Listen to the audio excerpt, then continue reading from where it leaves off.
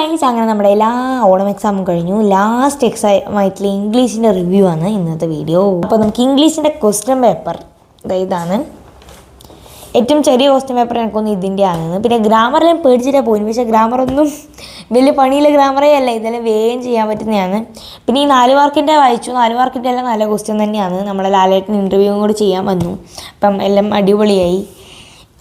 അപ്പോൾ അങ്ങനെ ഈ 4 മാർക്കിൻ്റെ സെഷൻ കംപ്ലീറ്റ് ചെയ്തു. അങ്ങനെ 5 മാർക്കിൻ്റെ പോയപ്പം ഇതൊക്കെ ദൈനി വുമൻ്റെ ഇതിൽ തന്നെ 2 ക്വസ്റ്റ്യൻ ഉണ്ട്. അപ്പോഴാണ് ഞാൻ ഇതിലും ഉണ്ട്. അപ്പോൾ ഞാൻ ആലോചിച്ചു, ഇതിലെയും പോയിന്റ് ഏകദേശം സിമിലർ, ഇതിലെയും പോയിന്റ് ഏകദേശം സിമിലർ, ഇതിലെയും സിമിലർ. അപ്പോൾ ആ ഒരു കുഴപ്പമാണ്, എല്ലാം കുറേ റിപ്പീറ്റേഷൻ വന്നിനി. നമ്മൾ എഴുതേണ്ട കാര്യം ഒരേ പോയിന്റ് തന്നെയാണ് എല്ലാത്തിലും എഴുതുന്നുണ്ട്. അപ്പോൾ ഇങ്ങനെ എഴുതിയ പോയിന്റ് തന്നെ എഴുതുമ്പോൾ ഒരു ഇതുണ്ടാവില്ലേ, അതാണ് പ്രശ്നം. പിന്നെ ക്യാരക്ടർ സെർച്ച് ഓഫ് നോവിന്ത്യ എനിക്ക് എഴുതി മതിയാകാത്തൊരു സാധനം.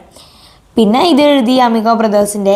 ഈ അമിഗോ ബ്രദേഴ്സിൻ്റെ ഇത് എഴുതി കഴിഞ്ഞിട്ട് ഇവിടെ വന്ന് നോക്കുമ്പോൾ അതേപോലെ തന്നെ അതല്ല മെൻറ്റിങ് കാർഡ് ഇത് എഴുതിയിട്ട് കഴിഞ്ഞിട്ട് വരുമ്പം അതേ പോയിന്റ് തന്നെ ഇതിലും എഴുതുന്നുണ്ട്. ഏകദേശം സിമിലർ കുറേ പോയിന്റ് ഇല്ലേ. പിന്നെ വുമണിനെ കുറിച്ച് എഴുതി മടുത്തിട്ട് വരുമ്പോൾ ഇവിടെ വീണ്ടും വുമൺ. പക്ഷേ നോക്കുമ്പോൾ ടഫ് ക്വസ്റ്റ്യനൊന്നും അല്ല, എല്ലാം എഴുതാൻ പറ്റിയ ക്വസ്റ്റ്യനാണ്. റിപ്പീറ്റേഷൻ ഞാൻ ഇപ്പോൾ പറഞ്ഞ പോലത്തെ റിപ്പീറ്റേഷൻ മാത്രമേ കുഴപ്പമുള്ളൂ. അല്ലാണ്ട് ടോട്ടൽ നോക്കുന്നതാണെങ്കിൽ ഒരു ടഫ് ക്വസ്റ്റ്യനും ഇല്ല, എല്ലാം വിചാരിച്ച ടൈപ്പ് ടെക്സ്റ്റ് ഇല്ലതും പിന്നെ ടീച്ചേഴ്സ് പറഞ്ഞതുമായിട്ടുള്ള ക്വസ്റ്റ്യൻ മാത്രമേ ഉള്ളൂ. അപ്പോൾ അതുകൊണ്ട് എഴുതാൻ പറ്റി. പിന്നെ ഞാൻ പറഞ്ഞാൽ ഈ 26, 27 ഇനി ഏത് പോയിൻ്റാണ് പുതിയതായിട്ട് എഴുതേണ്ടതിൻ്റെ ഡൗട്ട് എനിക്ക് ഉണ്ടായി. ഇനി മാത്രമല്ല സമയം കിട്ടിയില്ല. അതായത് സമയം കറക്റ്റ് ടൈം, അതായത് 12:15 കൊടുക്കണമെങ്കിൽ 12:15 എഴുതി കഴിഞ്ഞ് ജസ്റ്റ് കെട്ടി ഒന്ന് നോക്കാനുള്ള സമയം കിട്ടിയിട്ട്, അതായത് എല്ലാം എഴുതിനോ നമ്പറെല്ലാം കറക്റ്റ് ആവുമെന്ന് നോക്കിയിട്ടില്ല. ഞാൻ ജസ്റ്റ് പേപ്പറെല്ലാം കെട്ടി പേപ്പറിൻ്റെ ഓർഡർ ഞാൻ നോക്കി ജസ്റ്റ് കൊടുത്തു. അങ്ങനെയാണ് സമയത്തിൻ്റെ കുറച്ച് കുഴപ്പം. കുറച്ചും കൊണ്ട് എനിക്കൊരു 5 മിനിറ്റ് വെറുതെ ഇരുന്ന് എല്ലാം കറക്റ്റ് ചെയ്ത് നോക്കി അങ്ങനെ ഒരു സമയം വേണമായിരുന്നു എന്നാണ് എൻ്റെ ആഗ്രഹം ഉണ്ടായത്.